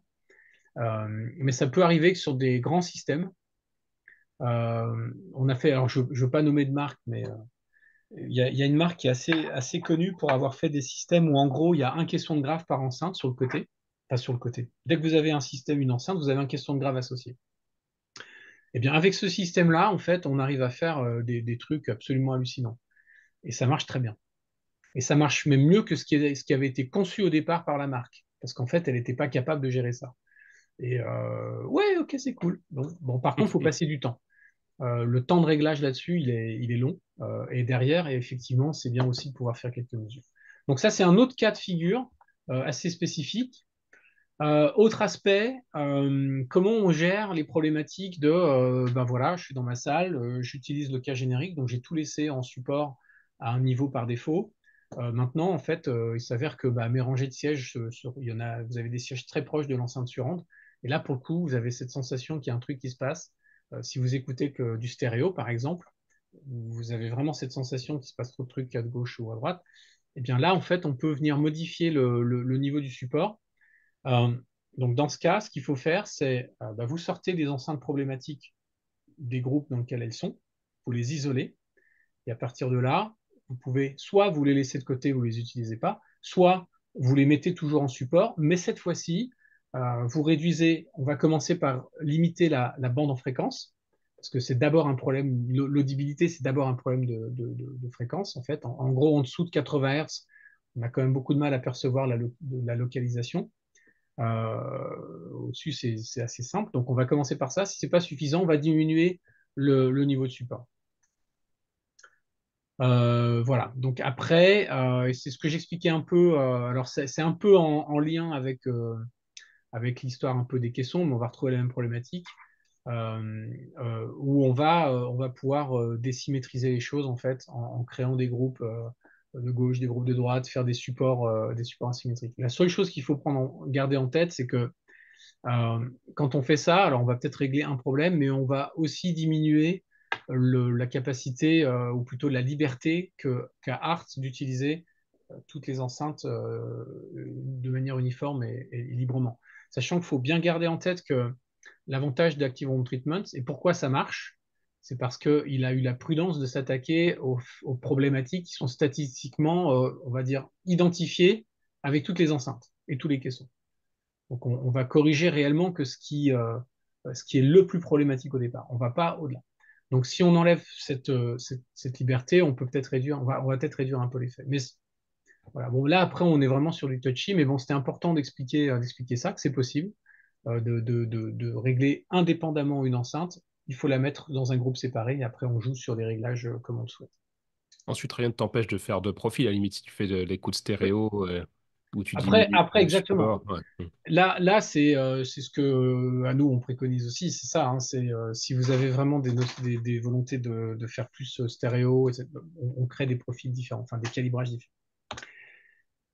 Ok, manque de pression dans le grave. Donc là, on en arrive à la problématique si on a le caisson principal, clairement, on n'arrive pas à obtenir le niveau de pression souhaité avec, on va dire, lui qui travaille tout seul sur la bande large. On a la possibilité de venir renforcer cette pression en créant un groupe de caissons. Et c'est ce qui est souvent fait, en fait. Alors, en l'occurrence, c'est le principe du dual base array, du double base array, pardon. C'est pas dual, mais double base array. Où on va avoir des caissons sur la partie frontale de la salle et puis des caissons à l'arrière. Et on va faire en sorte de les faire travailler, entre guillemets, en pseudo-opposition de phase. Donc, avec Art, on n'a pas besoin de faire ça. Art le fait naturellement. Mais l'intérêt, c'est qu'on va pouvoir, à travers l'utilisation donc, du multivoix de la fonction groupe, on va pouvoir créer, par exemple, deux caissons ensemble à l'avant, deux caissons indépendants à l'arrière. Et à partir de là, en fait, on va laisser Art utiliser ces deux caissons à l'avant comme étant le caisson principal, qui ont un réglage identique. On peut faire des réglages, si on veut faire les choses bien, on va dire, on va faire une première mesure en utilisant par exemple Room EQ Wizard pour s'assurer de voir comment les deux subs ensemble fonctionnent, qu'il n'y ait pas d'aberration, en tout cas s'assurer que c'est à peu près propre. Les deux à l'arrière, on ne les touche pas. Une fois que ça c'est bon, on va dans Art, et Art, lui, ne verra donc, au lieu de voir quatre, il ne verra que trois caissons et il va utiliser les caissons arrière pour venir absorber les problèmes qui génèrent les modes en fait. Donc on va venir atténuer les résonances, etc. Donc ça fonctionne vraiment très bien. C'est ce qu'on a utilisé au High Show il y a tout juste un an. Alors d'abord en mode entre guillemets bêta, qu'on a exploité dans pas mal de setups sur l'année. Donc clairement ça fonctionne. On peut aller au-delà, c'est-à-dire que vous pouvez faire à la fois du double base array, mais aussi du multi-stage, c'est-à-dire du multi-étage, c'est-à-dire que vous pouvez avoir plus de caissons encore, certains qui font que la partie vraiment infrabasse, d'autres qui gèrent la partie un peu plus impactante, en gros de 40 Hz à 100 Hz. Vous pouvez faire ce cumul, et ça c'est vraiment très intéressant. Et là il n'y a pas d'équivalent en fait. Et ça, c'est aussi très apprécié par ceux qui ont la place et l'argent de mettre suffisamment de caissons dans leur système. Et les caissons arrière se retrouvent euh, à la fois en mode je contribue là où il y a des problèmes liés au mode, et aussi j'absorbe la mauvaise énergie. Donc là c'est vraiment un des rajouts qu'on a fait donc avec à la fois la 4.6 R0, enfin pas à la fois avec la 4.6 R0, et qui est un vrai plus. Donc je crois que David, tu l'as testé. Alors c'est peut-être pas la révolution, mais ça apporte quand même des choses. Non, c'était pas la révolution, mais c'était un peu mieux, effectivement. Et Ouais, ensuite, je pense que ça dépend énormément des salles et des capacités de chaque enceinte. J'ai mes LCR, effectivement, qui descendent à 40 Hz. Moi, les trois. D'ailleurs, dans les recommandations, on vous conseille de ne pas sursolliciter la centrale, donc c'est ce que ouais, j'ai fait aussi. aussi, ouais. Mais effectivement, je pense que ce qui est stratégique, c'est vraiment le bon alignement physique aussi de toutes ces enceintes sur le front principal, quoi. Ouais, Mais ouais, effectivement, et j'ai utilisé REW, donc j'ai bien fait mes devoirs, d'après ce que tu ouais, dis, ouais, pour vérifier que tout allait bien. ouais. Donc, alors, très clairement, bon, nous, on ne se présente pas comme étant des experts calibreurs. Ok, c'est pas notre métier. Nous, on fait des produits qui permettent aux experts de faire du bon boulot. Mais on a bien conscience qu'il faut accompagner les clients qui ne sont pas experts eux-mêmes. Donc, on essaye de venir avec le plus possible d'outils. Mais oui, très clairement, bon, il y a des outils comme RumiQ Wizard, etc., qu'il est bon de savoir utiliser parce qu'ils sont à la fois utiles en phase de pré-réglage.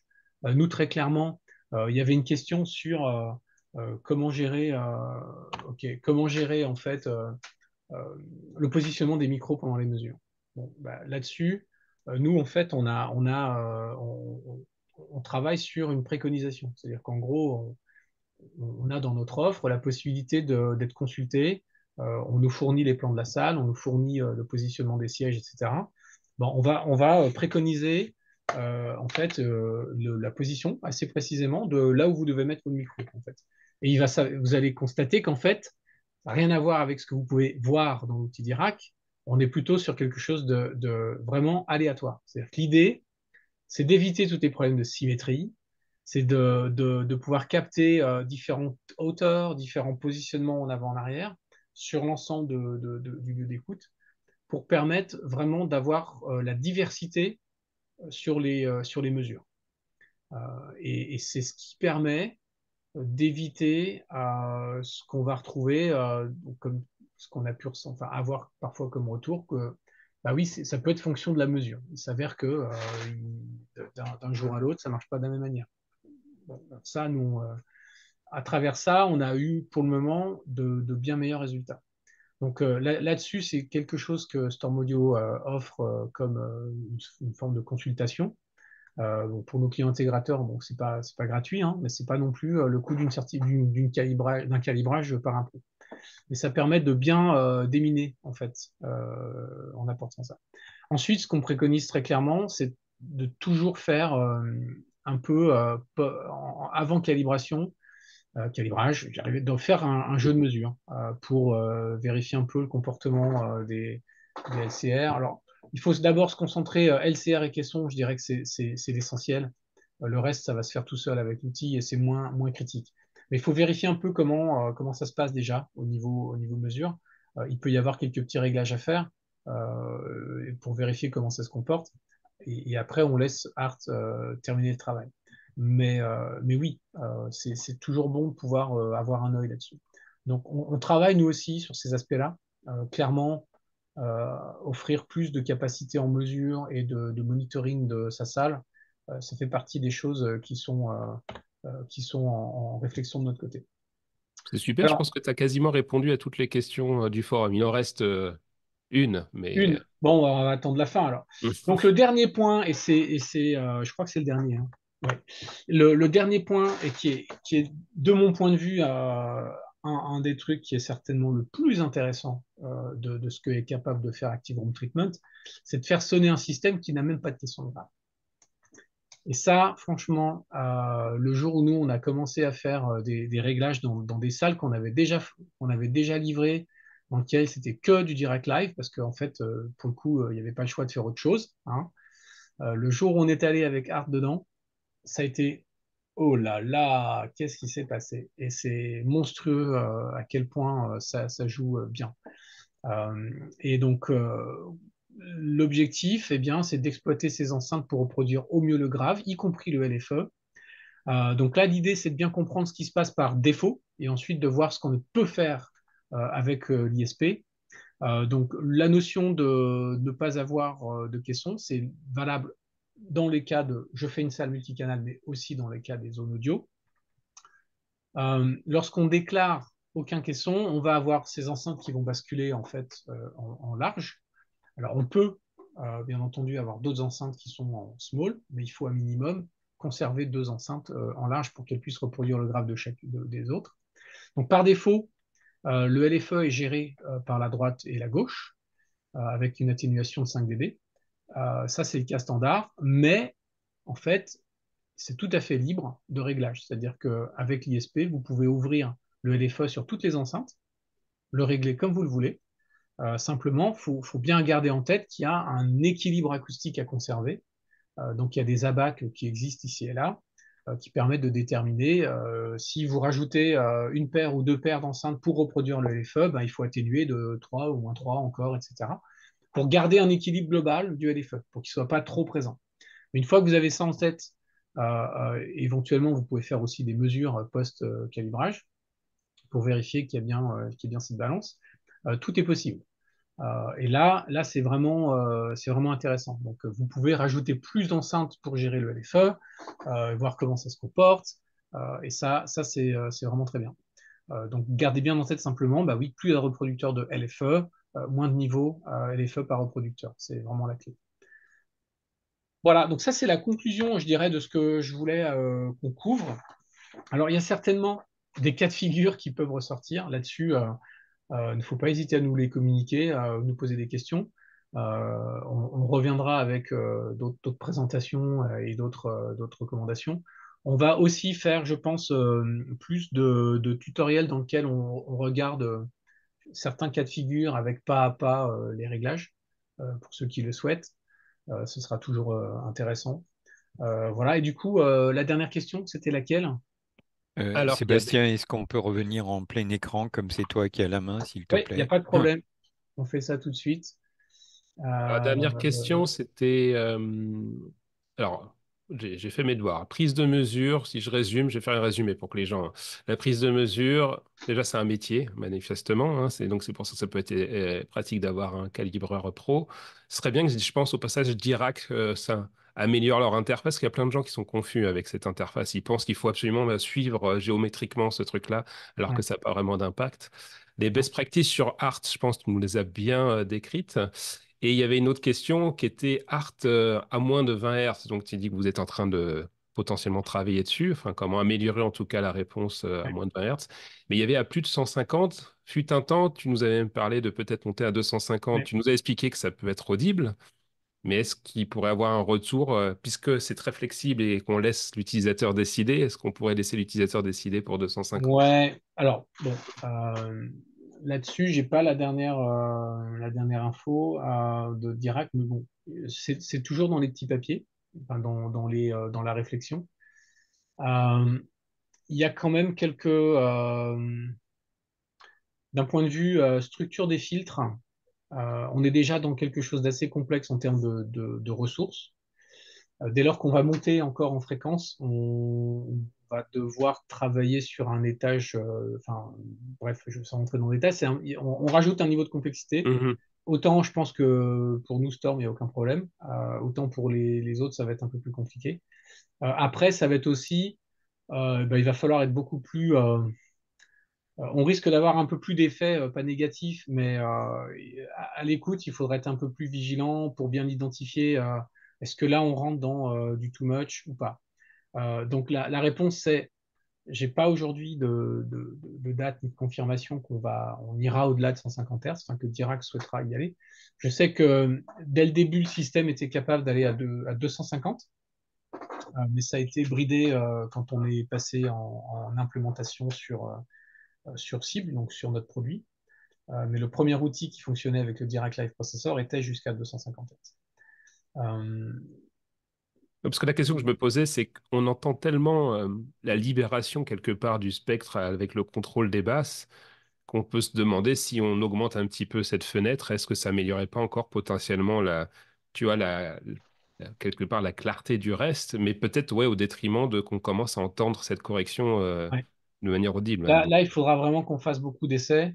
Une chose est certaine, c'est que les traitements passifs sont très efficaces justement jusqu'aux Mhm. alentours de 250 Hz. Et on a donc là maintenant un petit peu cette zone grise entre Ouais, je 150 et comprends. 250, Mhm. cette zone de 100 Hz où en effet l'amortissement peut être un petit peu moins. On peut peut-être avoir un peu d'accident d'amortissement sur cette partie-là. Et donc, il y a peut-être un souhait de vouloir essayer de traiter ça un peu mieux avec Art. Euh, j'ai pas la réponse. Je sais que c'est dans les choses qu'on souhaite implémenter. On n'a pas de date là-dessus. L'infrabasse, par contre, clairement, pour nous, c'est une fondamentale de pouvoir aller encore plus loin. Parce que oui, la pressurisation du grave dans la pièce, c'est quand même important, surtout quand on est sur vraiment des installations très haut de gamme, où on peut mettre en plus des caissons qui le permettent. Donc, et des salles qui sont très bien traitées, parce que le problème de la pressurisation, c'est bah, faut pas qu'il y ait de fuite, quoi. Oui, Donc, c'est le problème du volume fini. exactement. C'est-à-dire que si tu as un volume infini, tu peux toujours courir pour essayer de pressuriser. Exactement. Donc après, c'est aussi dépendant de la qualité de la salle et de tout ce qui est autour. Donc là, on rentre vraiment dans des salles de très haut niveau. Mais oui, Fondations, les il y a une fondations de la demande. maison. Comment? Les fondations de la maison après. Oui, oui, oui, c'est ça. Bah, après, c'est tout qui rentre en ligne de compte. Mais oui, enfin, en tout cas, ça fait partie des choses, bien entendu. Ce que j'expliquais au début, c'est on est clairement, nous, dans l'objectif, euh, on travaille sur cette roadmap avec Dirac. Ça va pas s'arrêter là. L'outil va s'améliorer, on va rajouter des fonctionnalités. Dans les fonctionnalités qui sont prévues, en fait, il va y avoir la possibilité pour les clients qui seraient pas, enfin, alors, là, pour le coup, c'est quand toutes les autres marques éventuelles auront accès à Art, il y aura la possibilité de faire un essai, entre guillemets, gratuit avant d'acheter la licence. Mhm. Ouais, il faut d'abord que vous puissiez confirmer, ah ouais, ça va être bien, ok, bon, je vais payer pour ça. On essaye aussi d'avoir une meilleure interactivité, c'est-à-dire en l'occurrence permettre plus de côté temps réel. Donc en l'occurrence aujourd'hui, ben, vous faites une correction, il faut faire toute la phase de calcul, d'export, aller dans l'ISP, écouter, ah ça me plaît, ok je suis content, ça me plaît pas, ah bon ben, j'y retourne. Et je fais tout ce travail, donc cette itération, on a conscience qu'elle n'est pas super fluide. Donc dans les objectifs à venir, j'ai pas de date, mais c'est dans les, on va dire dans l'année en gros, ça va être de permettre toute la partie courbe cible d'être en temps réel. Ce serait super ça. Donc là, ce sera déjà un gros travail, un gros progrès. Donc tout ça, ça va s'avancer. Il y a d'autres choses, donc ça va être pas mal. Maintenant, une chose est sûre, c'est que je pense que cette année va être encore une année où on sera enfin, très clairement, il y aura peut-être des choses de dites encore au CEDIA, mais à mon avis, cette année, Storm Audio sera encore un peu tout seul. Peut-être que l'année prochaine, d'autres vont tenter, mais je suis pas non plus ultra certain. Peut-être pas trop chez les généralistes. Peut-être Même pour plus 2025. 2025 peut-être, mais en tout cas cette année c'est sûr que non. Mais 2025 sera peut-être ceux qui sont plus résidentiels. Parce que je pense que une des problématiques clés, c'est quand même d'être capable d'apporter du support. Et nous, et pour autant, on a déjà vachement mâché le boulot. Hein. Oui, Parce que Oui, c'est ce que oui. j'allais dire. le Parce temps qu'on a qu'avec passé à créer des tutos, à apporter tout ce contenu sur améliorer vos réglages, comprendre mieux l'utilisation, déjà là, on a ouvert pas mal de brèches, on a fait tomber pas mal de murs, mais il y a encore du chemin pour qu'un client qui n'a absolument aucune idée de ce qu'est même un mode de pièce fasse le boulot. Donc, c'est pas enfin, honnêtement, c'est pas un outil grand public. Faut quand même comprendre d'où ça vient. Ça vient de Nissan au niveau de l'automobile, où les mecs, c'est des ingé sons qui font ça, c'est leur métier. On a tenté de mettre ça dans une boîte qui tient avec quelques curseurs. C'est encore assez complexe. Donc, on l'a vu.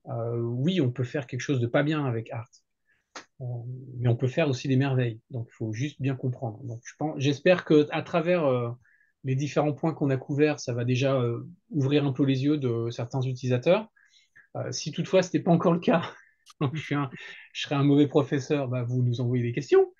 et on essaiera d'y répondre et d'apporter plus de transparence. D'autres éléments que vous souhaiteriez couvrir? La liste des questions, non, il y avait une autre question qui était l'intérêt de peaufiner éventuellement ce que vous êtes déjà Dirac Art avec REW. Tu sais, dans le Storm, il y a une intégration possible de REW. Oui. Il y a des gens qui se demandaient si ça pouvait avoir le coup d'aller faire des micro-corrections quelque part. Et c'est vrai que Non, j'ai non. pas vu. Alors, une chose est sûre, c'est que comme Art est vraiment sur un travail sur la phase, les corrections post-calibration Art dans un outil qui va rajouter des EQ ou je ne sais quoi, Pas une bonne va idée. avoir un effet néfaste. Hmm. Donc, je ne le conseille pas. Par contre, faire des mesures avant, vérifier comment sa salle se comporte avec RumiQ Wizard, faire Art, revenir avec RumiQ Wizard, vérifier comment ça se comporte pour voir qu'il n'y ait pas d'aberration et voir même le progrès, oui, ça, je le conseille fortement. Parce que dans la partie, bon, le système étant complètement linéaire, la prédiction que fournit Dirac, elle est plutôt précise. Nous, on l'a vérifié dans le grave, c'est impressionnant. L'estimation, elle est, oui, c'est quasi confirmé. Pour autant, c'est ce qu'on a vu dans ce lien entre les infrabasses et le reste, il peut y avoir quand même des petites choses, donc c'est bien de vérifier. Dans ce sens, utiliser RumiQ Wizard avec notre outil, oui, ça a du sens. Mais venir faire de la correction post-art, non, je le déconseille. Faire des choses avant, si vous avez de l'enceinte multivoix, si vous voulez faire du bass management multi-étage, oui, ça, faut le faire avant, et il faut le faire avec un outil comme RumiQ Wizard, comme Smart, enfin, j'en nomme d'autres. C'est indispensable de le faire avant, parce que derrière, Art ne va pas le modifier, mais il va le prendre en compte. Donc, s'il y avait eu des aberrations ou des corrections de phase, etc., du fait des cascades de filtres, Art, il va linéariser la phase vraiment proprement et on va se retrouver avec quelque chose de super. Super, bah, tu as parfaitement répondu à toutes les questions. J'espère que j'en ai pas oublié auprès des Ok, forumers. très bien. Eh ben, c'est parfait. Eh ben, je vous propose du coup que l'on fasse un tour de table et avant de commencer, Sébastien, comme à chaque fois, encore une fois, merci beaucoup. D'autant plus qu'au travers de ce que tu nous as présenté, finalement, c'est les best practices qui sont utilisables et compréhensibles par tout le monde. Et ce côté didactique qui me bluffe à chaque fois, là, encore une fois, vraiment, merci beaucoup. Dominique, Alors, un grand merci pour tout le temps passé à expliquer comment fonctionne Diracart et surtout comment l'optimiser par tout à chacun. Effectivement, enfin, tout le travail que vous faites, c'est d'abord pour tous vos clients, mais c'est aussi ouais, pour tous les francophones. C'est une mine d'informations sur comment ça marche, quelles sont les possibilités.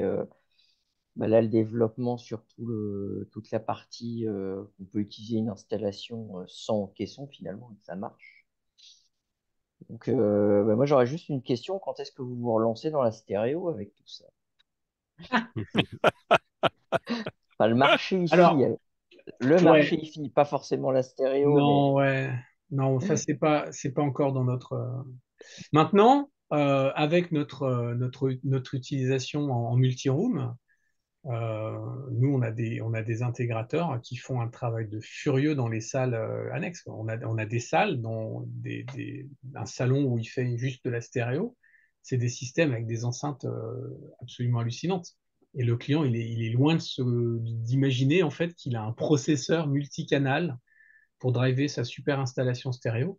Et donc le pas, il est infime, mais c'est pas aujourd'hui notre cœur de cible. Nous, on est vraiment encore aujourd'hui focalisé sur le marché de l'intégration parce que justement, il y a cette expertise métier qu'on peut attendre d'un intégrateur et aussi parce que nos produits ont cette facilité de flexibilité. Mais c'est pas impossible hein, qu'on décide à un moment donné de faire quelque chose, mais c'est pas dans notre voilà, pas tout de suite. merci. David. Non, bah merci beaucoup, Sébastien. Je me suis beaucoup servi de tes webinaires précédents avec ton anglais parfait. Ça m'a permis de savoir comment bien régler les niveaux, même si c'est vrai que c'est contre-intuitif, ces histoires de c'est plus fort avec -24 et c'est moins fort à -12. Mais bon, Ouais. une fois qu'on a compris, on sait ce qu'on fait. Et, euh, et vraiment, moi, je suis satisfait. J'ai beaucoup expérimenté pour apprendre. C'est vrai qu'on ne comprend pas forcément en détail ce que fait l'algorithme. Donc, on essaye de deviner un peu ce qui se passe et par l'expérience, apprendre, quoi. C'est à trouver ces bonnes pratiques parce qu'elles vont dépendre de chaque salle, je pense aussi, de chaque enceinte. Ouais. Moi, je pense vraiment que tout le monde doit bien maîtriser ces enceintes parce qu'elles sont quand même pas mal sollicitées, comme tu le Ouais. disais, du coup. Donc, faites attention. Et je pense que c'est pour ça aussi que peut-être que les autres hésitent à mettre les mains, enfin, à mettre ça dans les mains de tout le monde parce que ça peut générer peut-être des problèmes de SAV sur des enceintes après, quoi. Donc, Complètement. Là-dessus, c'est une des raisons. Je suis d'accord. Ouais. et sinon, à l'écoute, écoute, je suis ravi. Moi, mes bandes son de test, c'est toujours les mêmes. C'est Blade Runner, c'est Hans Zimmer, c'est des gens qui aiment bien les graves, hein, donc ça permet de tester les capacités de correction.